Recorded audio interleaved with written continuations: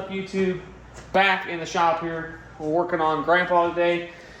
Fixing that rear brake finally that was giving me issues after I did the powder coating of the calipers. Went ahead and pulled the pistons out of it and the seals. I got new pistons.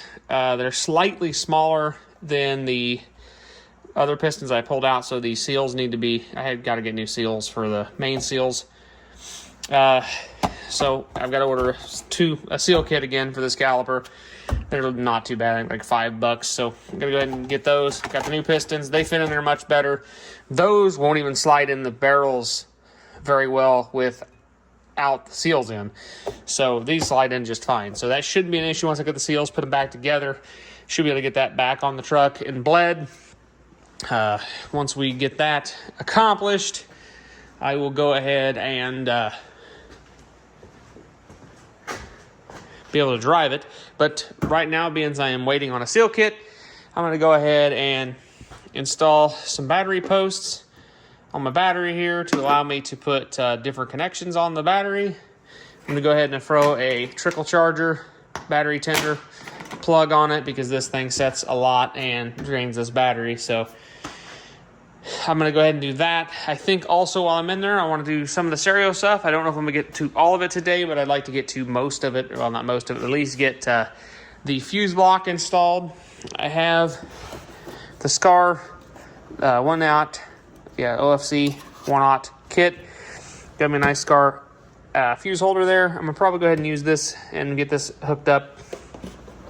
And maybe get at least the power wire ran towards the back of the truck because they're not too difficult on this. I think I'm going to mount this in the same spot that I do pretty much all of my fuse blocks on GMT 800s. Right on the side of the old fuse center there. Makes it good spot to mount it. Also makes it easily serviceable. So I think I'm going to go ahead and do that. And we'll cut you guys back on a bit when I get a little farther ahead. We're back. I got a few things done. I went ahead and got the battery tender hooked up in there and got my studs installed. Went ahead and installed my main 1-aught going back through the firewall back down there. You guys can probably kind of see. Yeah, there's some RTV back there, so it doesn't leak down the cab. I went ahead and put some nice sheathing on it, and then I zip tied it to the main loom, brought it up here. Comes on the other side of the fuse box like I mount all of them. Mounted it right there. It looks really good. Came back around, hooked it up. The two amplifiers that are going this is a Punch 1001 for the subs, and then a Punch 604 for the mids and high amps. So 1600 watts. I don't think that's really requiring a big 3 at the moment, so I'm not really too worried about that right now. It does have the stock smaller alternator on this truck. I believe I have the high output alternator that I might take. I got my parts bin that I might put in this truck, and it still has the factory GM belt on it. And this is an 03 with 72 or 73,000 miles on it, and 20 years old. Probably needs a belt anyways. So if I do get a bigger alternator, I'll buy a new belt for it. Yeah, I got to put this brace back on. It's down here, but we got the wire in the truck, and it's just kind of curled up on the driver's floorboard there. Tomorrow, if I get to work on it tomorrow, I'm going to go ahead and pull the kick panel and all this trim off. We'll pull the subwoofer box out and the rear seat, and we can start building an amp rack for behind the seat there and possibly get some amps mounted. And I'm thinking about taking all the seats out of the truck so I can run. I have a Stinger 9 wire I'm going to run up into behind the head unit and tap right into the T-harness. Well, not the T-harness, but tap right into the harness that goes into the factory truck's wiring loom, and then we'll just run the amplified signal out through the factory wiring. Should work pretty good for that. We're not pushing crazy amount of voltage and a crazy amount of amps through them wires because it's just a little 600 by 4. Just going to make it sound a little better than it did before. Do want to upgrade the radio in the future to like a Pioneer and Alpine unit, so we'll see. But I will cut you guys back on if I get to work on it tomorrow and show you a little bit more of the process. Maybe bring my other camera over and do some time-lapse footage. So yeah, we'll see. We'll catch you guys in a second. All right, guys, it's the next day, and made a little bit of progress. Hit some setbacks, but I'll explain that in a second. But I went ahead and made me an amp board, mounted the amps on there, went ahead and sound dampened the back of the cab with some sound deadener. I do have some actually foam that I'm going to put on the back there too. I'm going to go up here too, so I'm not going to put that piece back. I thought about modifying it, this carpeting. I may modify it a little bit to fit, but I haven't decided whether I'm going to do that yet or not. I got the wire ran. It's ran down here really nice. So it's got it rolled up right here. Got to figure out what my ground is going to be. Got to get some distribution blocks. That's my hiccup right now. Some distribution blocks and, a fusible distribution block and some 4-gauge wire. I thought I had 4-gauge wire, but I'm pretty sure I used that in Kinsey when I did that. So I do have some, I think, in the boneyard. I think I actually have some distribution blocks too. So I may look at that tonight. That's actually at the other house. Well, not the other house, but that's at the other garage at my house. So I gotta dig in there and see if I can't find something. I may just load that whole container up and bring it down here because it doesn't really need to be in that garage anymore, because that garage is gonna get cleaned out next. So I can have some room to store something in there if I need to. So yeah, we will press on in a minute.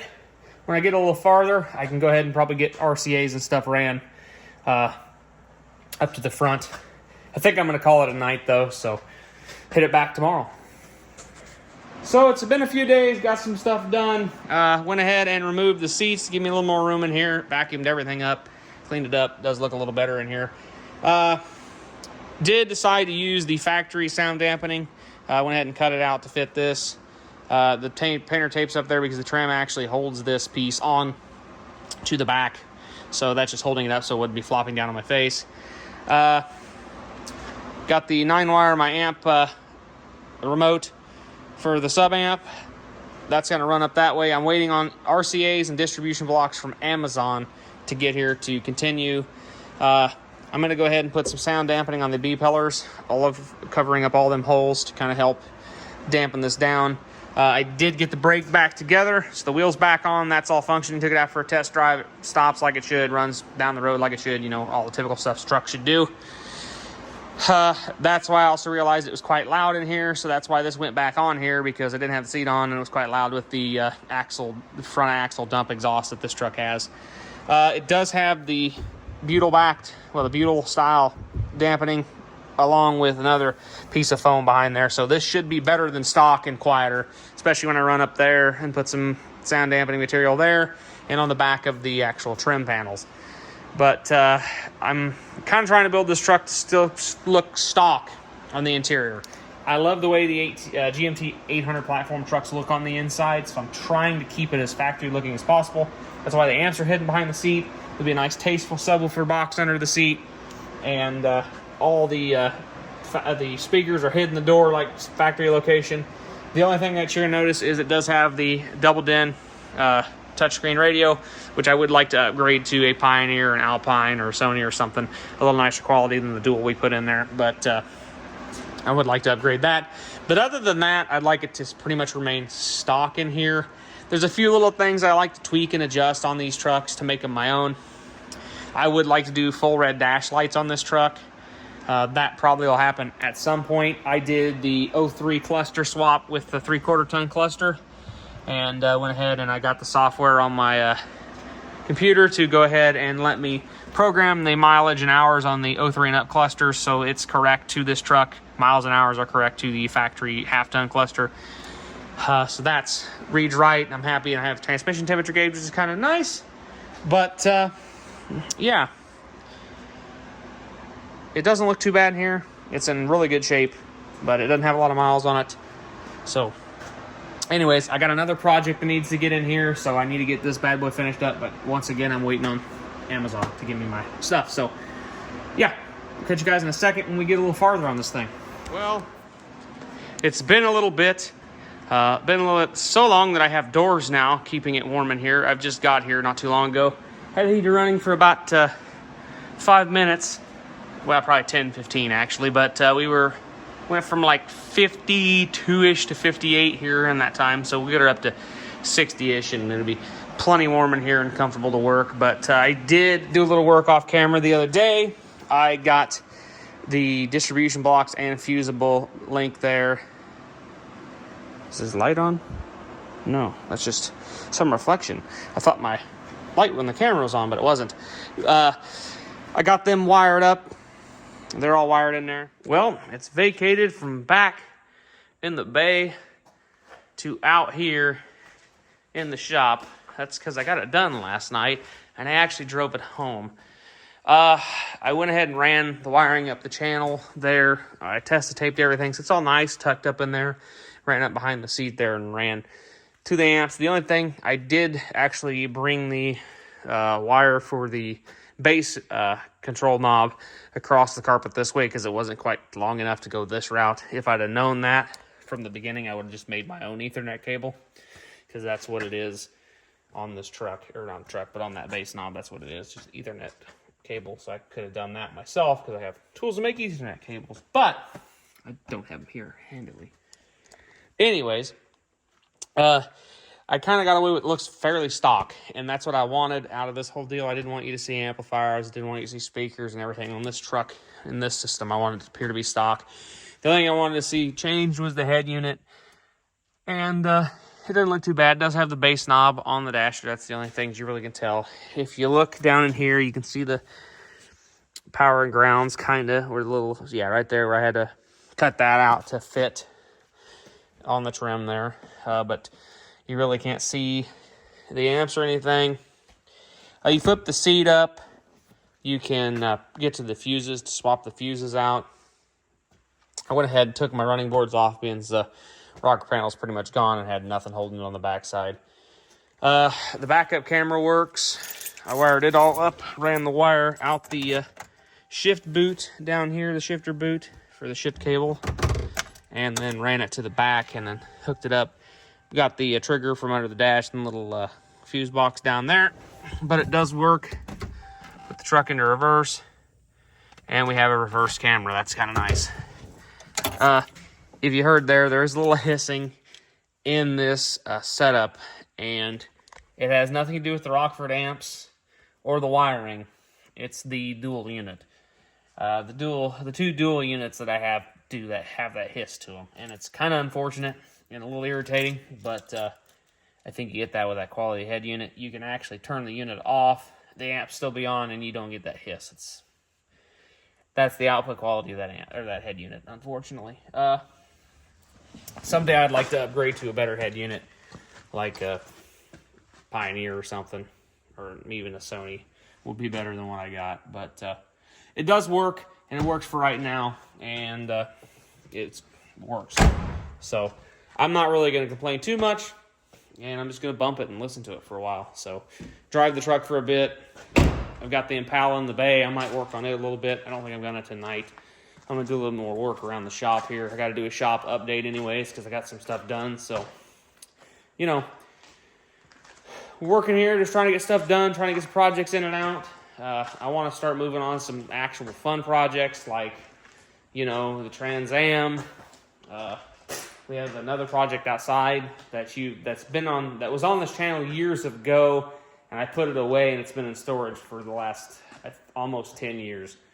I think was the last video that was done on that car. So I want to bring it back. I'm going to go a different route than I was going back in the day. It's going to get an LS, of course. Everything does around here, it seems like. There's also a machine you may have seen in the background, some of my videos, my 900 that I got. I'm going to do a full series on it. As you can see, there's a bunch of boxes and stuff, so sneak peek on that. You might see some more on it, but yeah. I'm just happy to have Grandpa up and running, and to finally have a system in it, finally have good working back brakes. I can finally drive it. It has a noise in the front end now, so, you know, if it ain't one thing, it's another, so I got to figure out what's making a noise. So anyways, guys, we'll catch you guys in the next one. Hope you enjoyed this video. Sorry, it really wasn't in depth and didn't do much in it. But when I do the stereo build on possibly the Suburban, when I do my custom sub boxes and stuff in the back, I want to do to it. I might probably make more videos on it. And then if I do the Tahoe will probably get one. And maybe the 1-ton at some point in time if I ever redo the 1-tons of Cherry. We'll see. Who knows? Anyways, guys, we'll catch you guys in the next video. And it'll probably be a shop update. And, yeah. So we'll catch you guys in the next one.